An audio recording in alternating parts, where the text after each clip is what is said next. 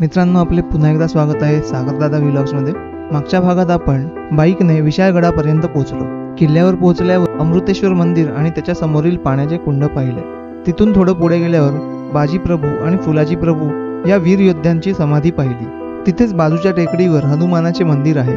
हनुमानाचे दर्शन घेतल्यावर सह्याद्रीच्या पर्वतरांगेवर एक नजर टाकली। डोंगरांच्या कुशीत वसलेला खोर्निंको डॅम पाहिला आणि आता मी निघालो आहे किल्ल्याचा उर्वरित भाग पाहण्यासाठी। चला तर मग मित्रांनो, चॅनल सबस्क्राइब करून बेलवर क्लिक करा, जेणेकरून नवनवीन व्हिडिओचे नोटिफिकेशन येत राहील। तेही कसं लगेच? गडाची दुर्गमता पाहून भौगोलिक स्थितीचा अंदाज तुम्हाला आलाच असेल। सह्याद्रीच्या मुख्य रांगेतील ऐन घाटमाथ्यावर वसलेला नैसर्गिक दुर्गमता, तिन्ही बाजूनी अकराळ विक्राळ दऱ्या व प्रचंड कड्यांनी घेरलेला, दक्षिणेकडून मुचकुंदी नदीने व उत्तरेकडून अधिष्ठी नदीने कवेत घेतलेला एक विकट गड। गडावरून प्राचीन कोकण व देश व्यापारी मार्गावर नजर ठेवण्यात येत असल्याने संरक्षणाच्या दृष्टीने इतिहास काळी खूप महत्त्वाचा असणारा हा गड। सगळ्या चाळी तयार झाल्यात आणि राजवाडा म्हटलाय तो आपण राजवाड्याकडे आलो आता। चौकोनी विहीर, उतरण्याचा नक्कीच मार्ग असेल कुठून तरी।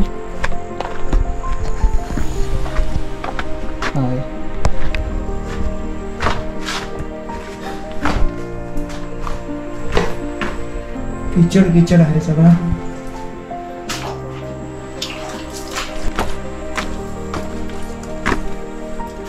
राजवाड्याच्या प्रवेशद्वाराच्या डाव्या बाजूला ही चौकोनी विहीर आहे।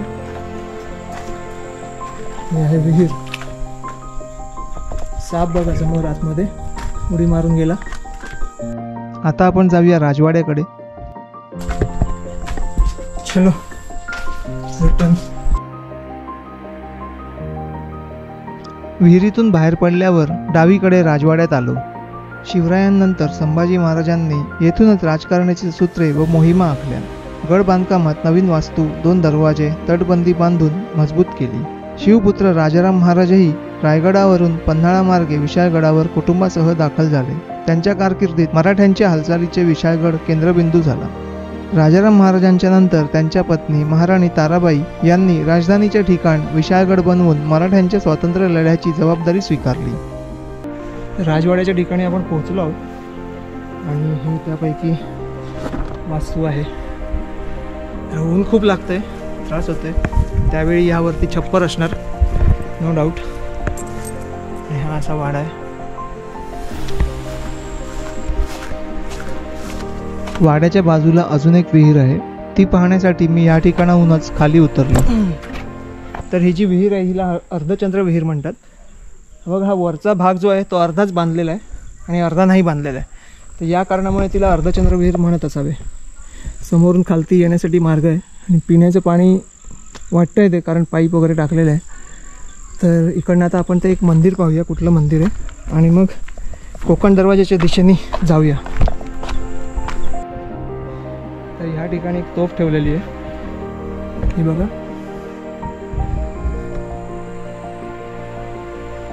हे आहे गणेश मंदिर, गणपती मंदिर, आणि हे मागेच विठ्ठल मंदिर असावे। मी मागच्या साईडने आलोय। गणपती बाप्पा मोरया, मंगलमूर्ती मोरया।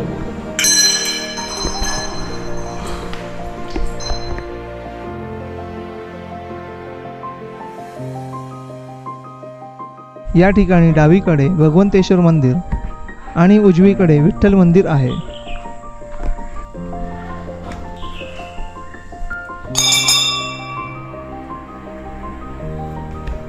छत्रपती शिवाजी महाराज की जय।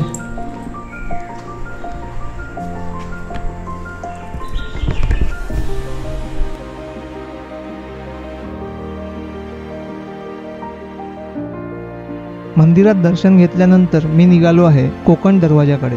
इथेच डावीकडे कुठेतरी टकमक टोक आहे। विशाळगड उभारणीचे श्रेय शिलाहार राजा भोज दुसरा याच्याकडे जाते। त्यांच्यानंतर राजा सिंघणदेव, बहामनी सल्तनत, आदिलशाही यांच्या ताब्यामध्ये हा किल्ला होता। 1659 साली शिवरायांनी आदिलशाहीच्या ताब्यातील पन्हाळा व पाठोपाठ खेळणाही काबीज केला आणि पूर्वीचे खेळणा हे नाव बदलून त्याच्या आकाराला साजेसे विशाळगड असे नामकरण केले। आता आपण पोचलो आहोत रामेश्वर मंदिराजवळ.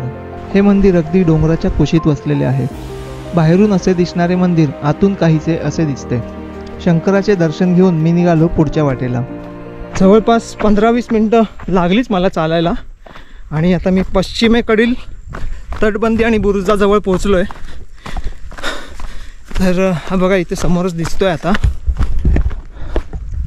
ही तटबंदी आहे आणि हा बुरुजही आहे समोर.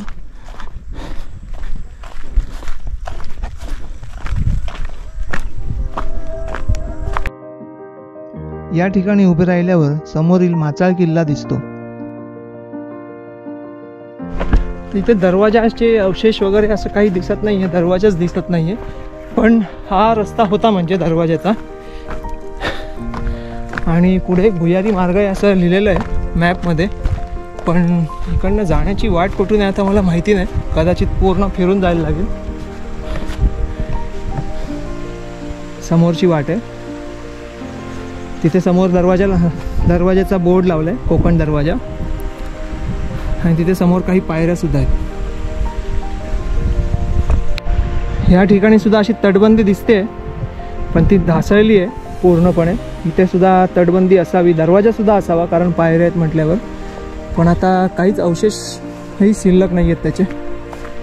किल्ल्यावर एकीकडे मोठमोठी बांधकामं होत असताना वाघजाई मंदिराची अशी दुर्दशा पाहवत नाही. नकाशावर दाखवल्याप्रमाणे भुयारी मार्गाच्या खुणेपर्यंत पोहोचलो. भुयारी मार्ग तर नाही सापडला पण म्हटलं चला कोकण दरवाजापर्यंत येऊनच जातो, एवढं आलोच आहे तर. दरवाजाचे अवशेष दिसत आहेत असे थोडेफार आहेत. आणि इथे कोकण दरवाजा.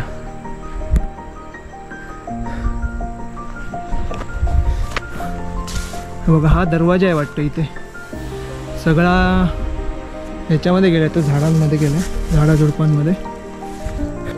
समोर माचाळ आहे. 1689 मध्ये संभाजी महाराज संगमेश्वर मार्गे रायगडकडे रवाना झाले ते याच मार्गाने आणि त्यांच्यासोबत कवी कलश देखील होते. कोकण दरवाजातून रिटर्न. कोकण दरवाजा एवढ्यासाठी म्हटलंय की समोर कोकण, हे घाट माथा म्हणून कोकण दरवाजा. आता मी वरच्या टेकडी परिसरात आहे. इथे कुठले अवशेष आहेत माहिती नाही पडत आहे. चालत चाललो आहे. बघूया कोणी इथे ओळखीचे असे म्हणजे स्थानिक असे भेटत नाही. एक रस्ता इकडे पण जातो आहे, सांगता येत नाही काय असेल. या ठिकाणी एक मशीद दिसते पण इकडे मार्किंग इकडच्या साईडला म्हणजे रस्ता इकडनं पुढे जातो आहे. समोर बघा कसं ऊन पडलंय मस्तपैकी. साप चाललाय आतमध्ये. जाऊन दे, आपण त्याच्या वाटेला का जायचं. तिसरा दिसला आजच्या दिवसात. मागच्या वाटेने मी आलो म्हणून मला अहिल्या देवींची समाधी इथे दिसली. नंतर दिसली कारण बऱ्याचदा लोक इकडनं सरळ येतात आणि इकडनं पुढे जातात आणि मग कोकण दरवाजा करतात आणि रिटर्न येतात. आणि तिकडे हनुमान मंदिराकडे कोणी जात नाहीत शक्यतो. त्याच्यामुळे मला जरा भरपूर मोठा फेरा करून मी इकडे आलो आणि आता इकडनं रिटर्न चाललो आहे. तर ही आहे समाधी मागची. राजाराम महाराजांच्या निधनानंतर त्यांच्या पत्नी अहिल्याबाई याच गडावर सती गेल्या. त्यांचीच ही समाधी.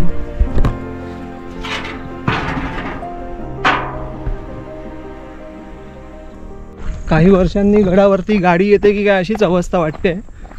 एवढी घरं आहेत तिकडे, चिकार घर आहेत. मॅपमध्ये दाखवल्याप्रमाणे राम मंदिर, नरसोबा मंदिर शोधतोय, गौरीचे तळे बघण्याचा प्रयत्न करतो कुठे आहे. राम मंदिर कुठे आहे रे? सरळ आहे का? हां ओके. लांब आहे का? अच्छा. नरसोबा मंदिर दिसलं आहे आपल्याला, हे इकडे मागेच आहे आणि इकडनं पुढे आतमध्ये राम मंदिर आहे असं बोललं आहे. आता आपण तिकडे जाऊन बघूया.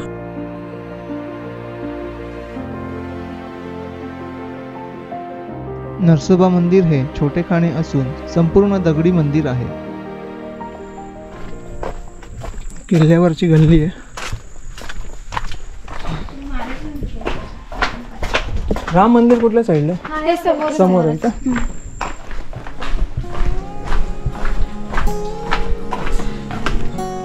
अच्छा, फायनली भेटला.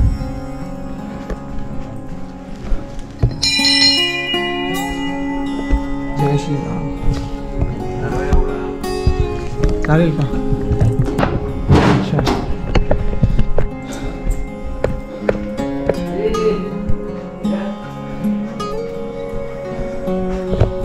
श्रीराम लक्ष्मण जानकी जय बोलो हनुमान की. हाथी घोड़ा पाल की जय कन्हैया लाल की. जय श्रीराम जय हनुमान जय शिवशंभो. तर या ठिकाणी आता आपण दर्शन केले. आता पुढे अजून एक काही आहे का चेक करूया. मॅपमध्ये दाखवल्याप्रमाणे तर एक मेन मुंडा दरवाजा राहिला आणि एक तोफ बघूया कुठे आहे. हा चिमुकला आपल्याला रस्ता सांगते. सांग परत. तिकडे जावा आणि तिकडे जावा, इकडे आणि तिकडे जावा. अच्छा ठीक आहे. तुला काय सांगायचंय? नाही. चल. हां का. चल रे पुढे हो तू.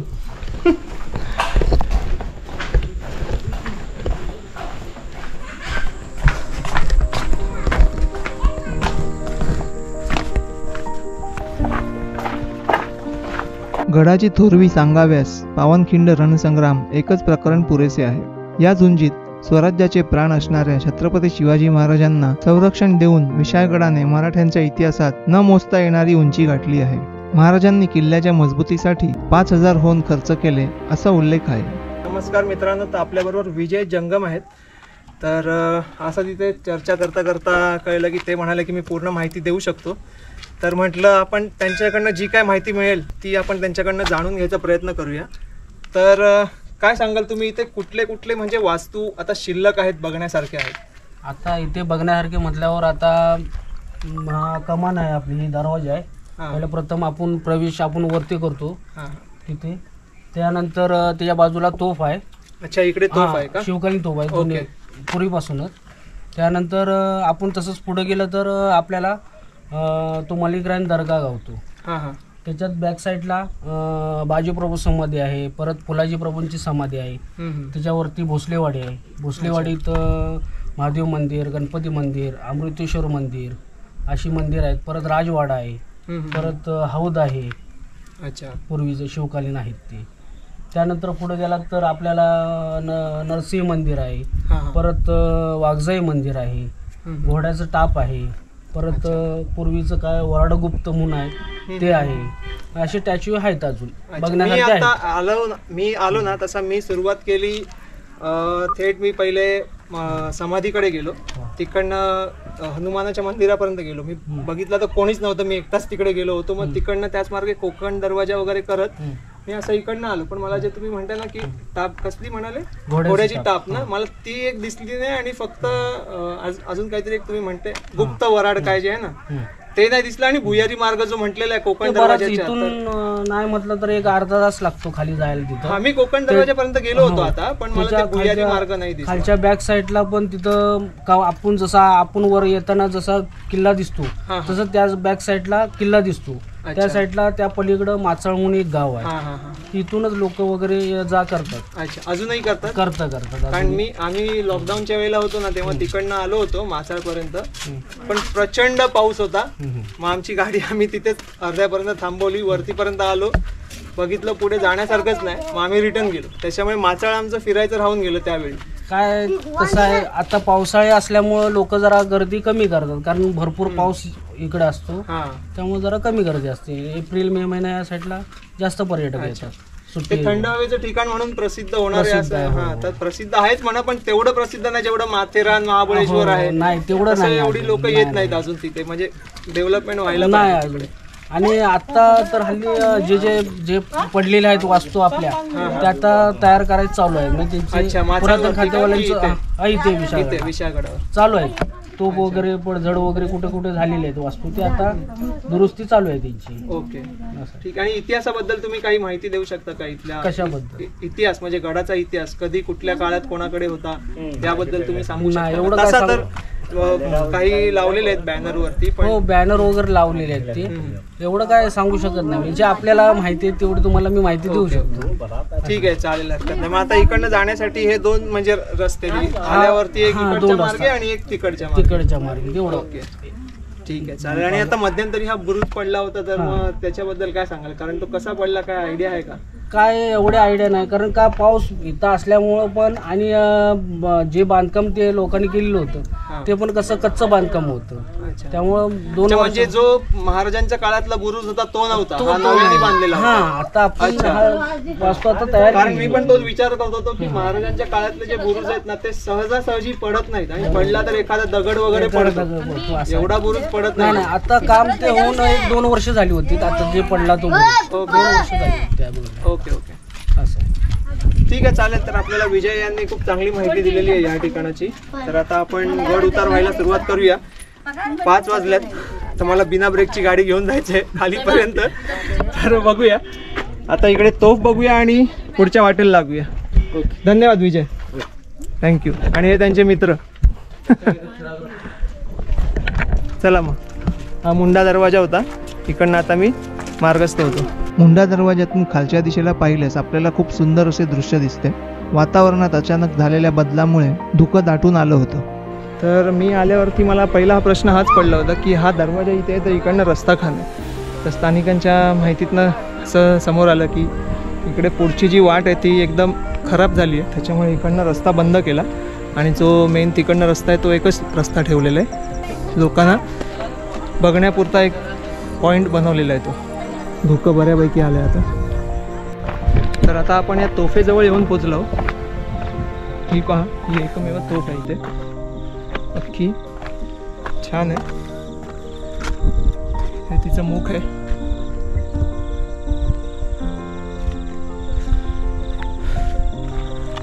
कदाचित ते नंतर रचलं असेल किंवा त्या काळचं असेल, मला आता सांगता नाही येणार, पण छानपैकी तिला बसवलेली आहे. आता इकडनं हे बघून झालं की आता उतरायला सुरुवात करायची आहे. शॉर्टकट न घेता मी मुख्य मार्गाने उतरायचा निर्णय घेतला. येताना मी शिडी मार्गाने आलो होतो, पण उतरताना पायरी मार्गाने जाणार आहे. आणि पुन्हा एकदा येऊन पोचलो माहिती फलकाजवळ. या ठिकाणी गडाचा इतिहास घडलेल्या घडामोडीनुसार लिहिलेला आहे. अगर मैं यहाँ से नहीं आया होता तो मैंने ये मिस कर दिया होता. ये देखिए, दोनों तरफ ऐसे जगह है बैठने के लिए. ये काफ़ी भव्य दरवाज़ा होगा यहाँ पर.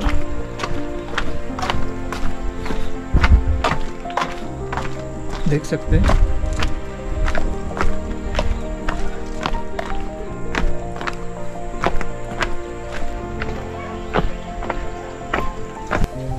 काय खातोय हा?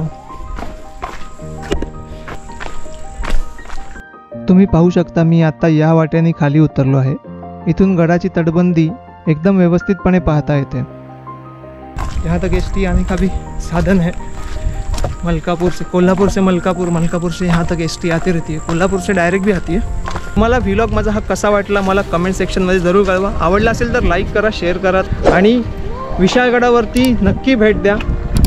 खूप ऐतिहासिक महत्त्व आहे या गडाला. जे काही शक्य आहे ते मी सांगण्याचा प्रयत्न केलेला आहे. जर काही चुकलं असेल तर माफ करा, पण तुम्ही ह्या ठिकाणाला व्हिजिट नक्की करा. काही आडवाटेला जाऊ नका, तिकडे खूप घाणेरडापणा आहे, सगळे म्हणजे घाण आहे, दुर्गंधी येत राहते. बऱ्याचशा गोष्टी आहेत बघण्यासारख्या. हनुमान मंदिरापर्यंत जाल तर एकट्याने जाऊ नका, कोणी असेल सोबत तर त्यांच्याबरोबर जा. मी माझा व्लॉग इथेच संपवतो. धन्यवाद. जय हिंद.